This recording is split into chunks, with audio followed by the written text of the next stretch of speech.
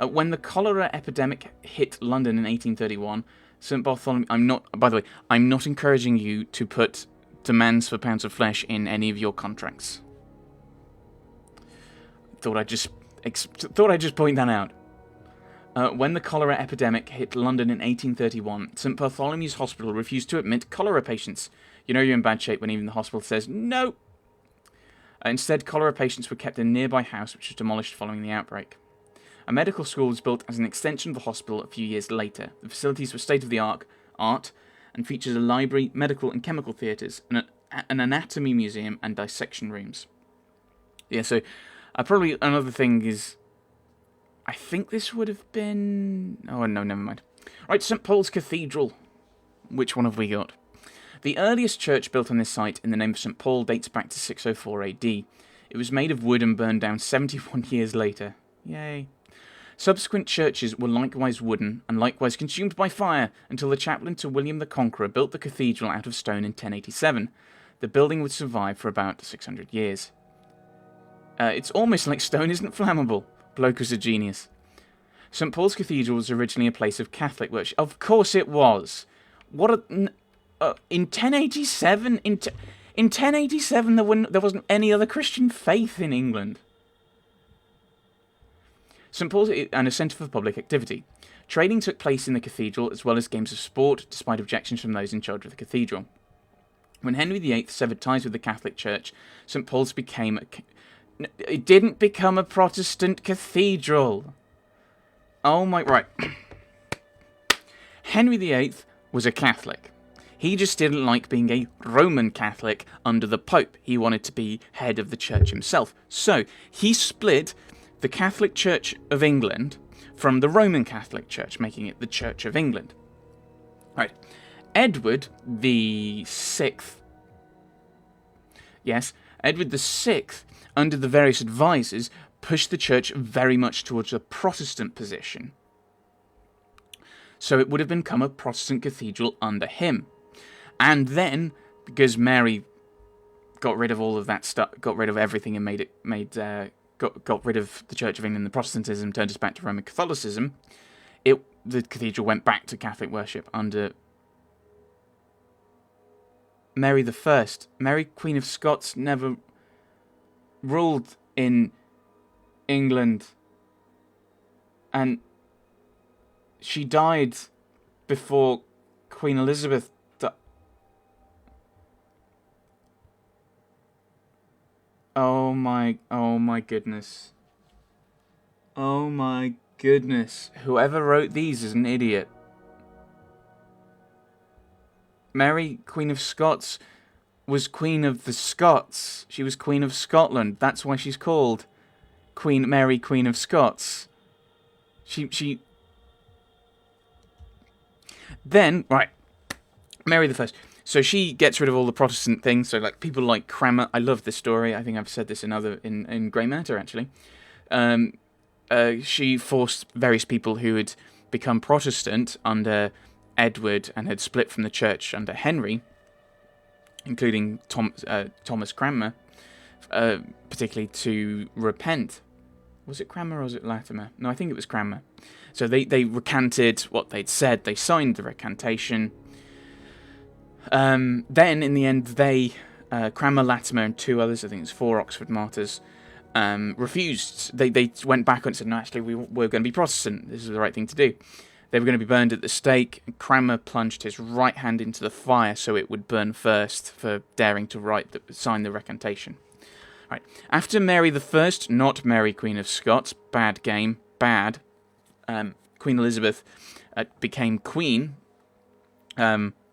she then basically made us Anglican / Calvinist. Well, I think Calvinism inspired a lot of Anglicanism, but they made us Anglican, which is a kind of, it's basically Protestant because it's not Roman Catholic, but it's not too dissimilar to Roman Catholicism. It's that kind of trying to be all things.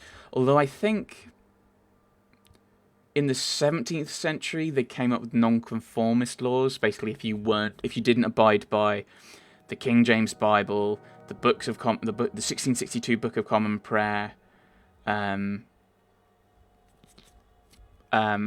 then you were nonconformist and you weren't allowed to speak, you preach or anything. A lot of people got into trouble with that.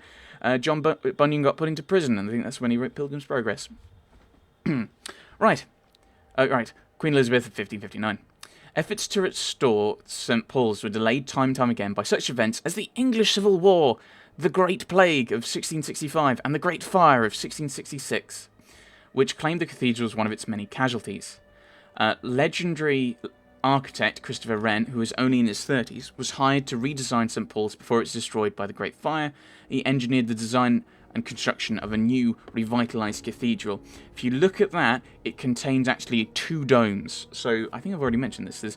There's an interior dome, and then there's this big dome that I'm pointing out with my finger because you can see my hand. He lied. This is the second dome. There is a dome here, and you can actually walk around on the inside there. I've done that. It was terrifyingly high up. By the 19th century, St. Paul's had once again lost its lustre. Queen Victoria remarked that the cathedral was dreary, dingy, and undevotional.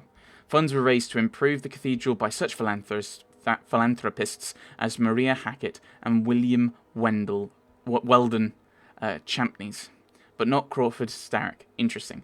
Also, it's probably one of the most iconic pictures of the Blitz. Is basically rubble and St. Paul's lit up. And every single morning of the Blitz in London, Churchill would ask, does the cathedral still stand? Because that was like the one sign of the icon of we're going to last, is the cathedral will last. So, yeah, the Great Fire destroyed it. So, a baker did accidentally what the Luftwaffe couldn't do deliberately. Temple Church. The Temple Church was an early place of worship for our favourite people, the Knights Templar. Woo! The round nave, the trademark of the church, was built in 1185 and was consecrated by Heraclius, the Patriarch of Jerusalem. Not the Pope, the Patriarch of Rome. Okay. The church was originally part of a larger monastic complex that included residences, military training grounds, and places for recreation. The Knights Templar used the church for initiation ceremonies, which would be held in a crypt beneath the nave.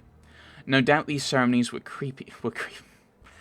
The church also served as a bank for the nobility, and this combined with the influx of gifts from the royal family made the Knights Templar very wealthy in the 10th and 11th centuries.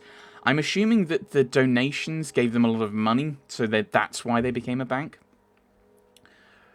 The first known refurbishment of the church took place in the 17th century by English architect Christopher Wren.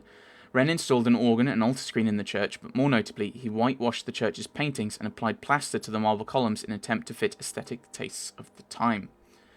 Wren's work was largely undone in 1841 when the church was restored by architects Sidney Smirke and Decimus Burton. Don't they sound like a musical double act? Please welcome the comedy songs and stylings of Smirke and Burton. Smirke and Burton's work gave the church a Victorian Gothic look that not only fit the taste of the time, but fit closely with the church's original design. It was Smirke's intention to return the church to its original ideal form. I mean, everything comes around in a circle, doesn't it? Right, Southwark. London Bridge Station. London Bridge Station is the oldest railway terminus in London and has a history of corporate competition, partnership and dissolution. The original station was opened in 1836 by the London and Greenwich Railway, LGR. It was simple in design and not very large, but the LGR used its prime location to lease its line and station to its competitors, who sought to access London through the station. By 1840, 4 different train companies were paying the LGR to use its line. One competitor, the London and Croydon Railway, LCR, built its own station adjacent to that of the LGR and eventually merged with the competing railway using LGR's station. The amalgamated companies, which would later call itself the London, Brighton and South Coast Railway, never mind, completed their coup by taking over LGR's station in 1844, demolishing the station and rebuilding it all within the same year. You're welcome, incredibly specific 19th century regional railway company fact fans. I do this for you. Waterloo Station. Is it going to mention it? I've already mentioned it in this video. Never mind. Oh, the Necropolis... Never mind. When the London and South Western Railway first built Waterloo Station in 1848, it was only meant to be a stopover between Southampton and the City of London.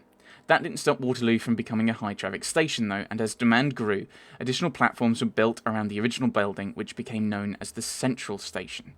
Each new platform was built with its own entrance and booking office and was either mislabelled or not labelled at all. Confusion grew further in 1869 when another train station named Waterloo Junction was built across the street. Waterloo Station accommodated passengers both living and dead. Yes, I was going to mention this when I saw Necropolis Railway. In response to London's crowded cemeteries, Parliament established the London Necropolis and Mausoleum Company in 1852 to create a new burial ground outside the city and ship the newly deceased from inside the city. The former task was achieved by building a 500-acre cemetery in Surrey, the largest in the world at the time, and the latter was established by establishing the Necropolis Railway, a private railway that moved all those corpses directly from Waterloo Station to Surrey. Waterloo was chosen as a departure point because its location by the Thames allowed bodies to be delivered to the station from all over London. The Necropolis Railway had a branch line. Because of how big the cemetery was, there were two stations, the North Station and the South Station, and it branched off. It's really weird. It's like a beautiful fairy tale, isn't it? Sometimes life, or indeed death, can be magical. Right, Lambeth. Lambeth Asylum.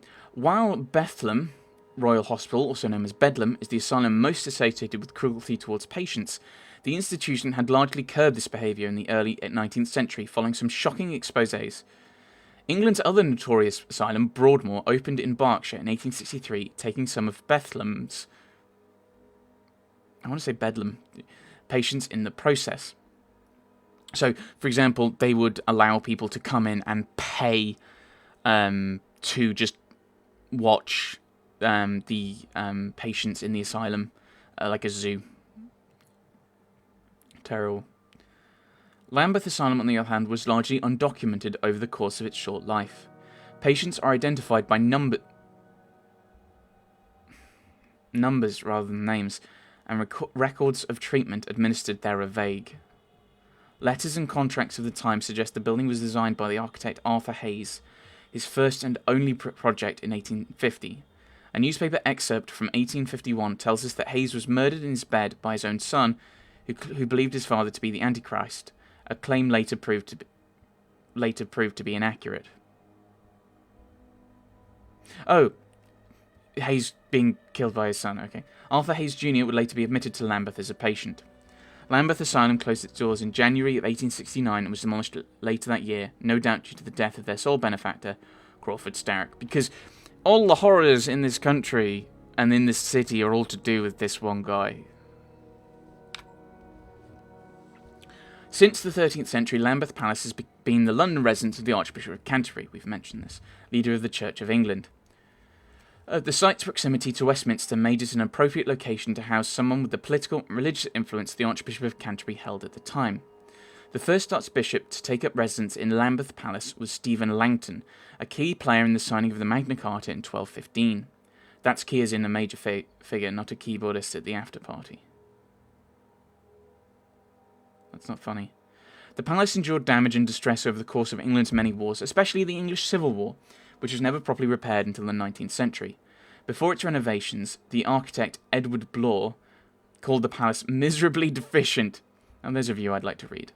Notable buildings that make up Lambeth Palace include Morton Tower, which serves as the palace entrance, as well as the living quarters of the palace's guard, the palace library, which has been open to the public since 1610 and features records dating back to the 10th century, and the Archbishop's private chapel. Okay, let's keep going. Blackfriars Bridge on the Thames. The crossing was originally meant to be named Pitt Bridge in honour of the former Prime Minister William Pitt the Elder. I was going to ask whether it was elder or younger, but the name never caught on. Blackfriars Bridge was built from 1760 to 1769 by the Scottish engineer Robert Milne and lasted almost 100 years, requiring frequent repairs due to the subpar limestone used in construction. It was torn down in 1864 when the government determined it would be more cost-effective to simply replace the bridge than to keep repairing it. The new bridge, which is still standing, was designed by Thomas Cubitt and completed in 1869. In his Dickens Dictionary of London, published 10 years later, Charles Dickens Jr. describes Blackfriars Bridge as one of the handsomest in London. If celebrity magazines were around back then, Blackfriars would have been called the sexiest bridge alive. Or you'd have BuzzFeed. Which Thames Bridge are you? Answer this quiz to find out. The Strand. National Gallery. We've been in there in another game. By the end of the 18th century, many European governments were acquiring treasured art collections and putting them on display in grand museums. The Uffizi in Florence, the Louvre in Paris, and the Vatican museums in Rome all popped up at roughly the same time and captured the imaginations of the continent. Not to be outdone, King George IV encouraged Parliament to buy the residence of a newly deceased banker and art collector by the name of John Julius Angerstein. He sounds like a happy chap, because Anger's in his name, I assume. Angerstein's art collection included works by Rembrandt and Rubens, and was displayed in his residence at Pall Mall. The year was 1824, and this was the first National Gallery of England. The residence proved to be far too small to compete with the other museums of Europe, and so the National Gallery moved to the building which it now occupies off Trafalgar Square in 1832. The building was designed in a neoclassical fashion by architect William Wilkins, and its location, equidistant to both the wealthy West End and the lower-class East End, meant that people of all socio-economic backgrounds could access the museum, even if they weren't welcome. Nelson's Column, we've climbed that, is the centrepiece of Trafalgar Square and the ultimate tribute to England's most favoured war hero. Maybe not. Certainly, probably the most famous admiral. While it was for the longest time believed to be just over 169 feet, it was discovered in 2006 to actually be 14 feet shorter. The scandal! Finally, historical proof that men have always lied about the size of their columns. Well, I'm fairly sure he was dead, so he wouldn't be lying about the size of his column, because I'm fairly sure he was dead when it was made. The Battle of Nelson atop the column is 18 feet tall and faces the Houses of Parliament. Oh, so, or is it that the size of it... So is the column 155 feet? And then Nelson atop it is another 18 feet on top?